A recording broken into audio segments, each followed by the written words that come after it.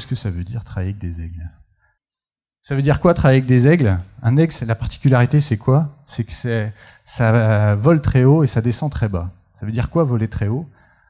Donc un aigle, c'est quelqu'un qui a une vision stratégique et en même temps qui a une vraie expertise pointue associée.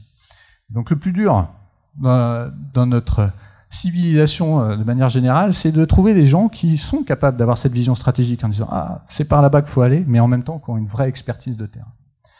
Qu'est-ce qu'on trouve aujourd'hui, principalement? On peut trouver des vrais experts, donc le gars qui est en bas. L'aigle, il est en haut, « Oh, il y a un lapin, je vais pouvoir manger, je descends ». Donc il voit un lapin, super.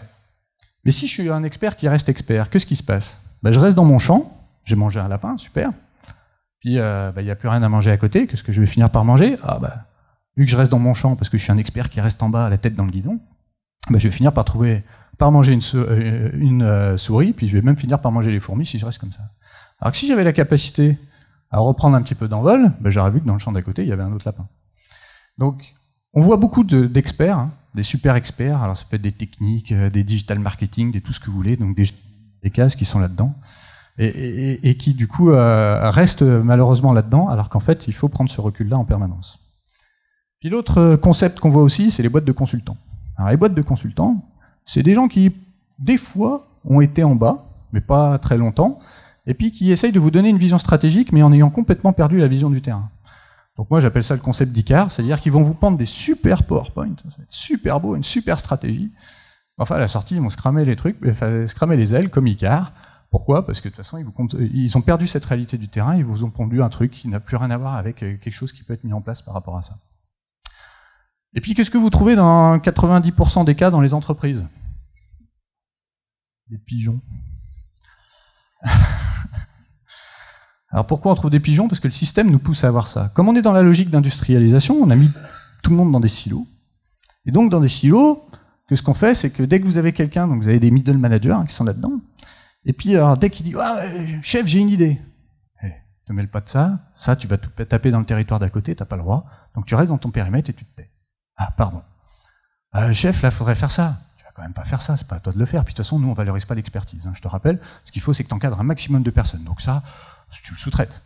Donc du coup, on se retrouve dans beaucoup d'entreprises, et plus l'entreprise est grosse, plus on a que des pigeons, avec des gens qui sont finalement là-dedans. Et le problème, c'est que quand on a pris l'habitude d'être là-dedans, donc le middle manager standard, et du coup, on a perdu cette amplitude-là.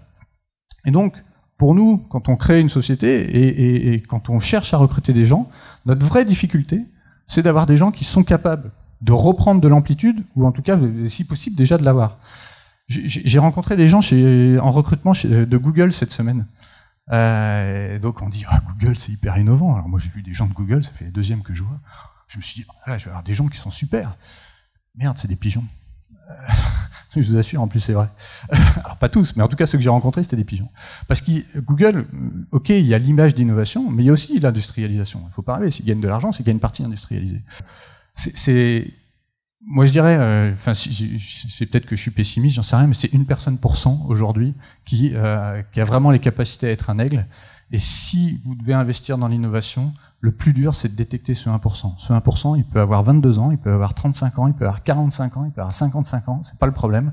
Le plus dur c'est d'arriver à détecter est-ce que c'est quelqu'un qui prend du recul sur ce qu'il fait, mais qui a pas peur de descendre en bas. Et moi, dans les équipes qu'on a chez Révolution, ce que je veux, c'est que chaque personne ait la vision stratégique, mais soit dans un domaine particulier, un des 5 gourous en France, je leur demande pour l'instant ça, un des 5 gourous sur un domaine particulier. C'est-à-dire que si c'est pas un des 5 gourous reconnus dans la France entière sur un domaine particulier, c'est que ça marchera pas à être un aigle. Et ils ont 6 mois pour l'être. Sinon ça marche pas. Donc on est assez challenging.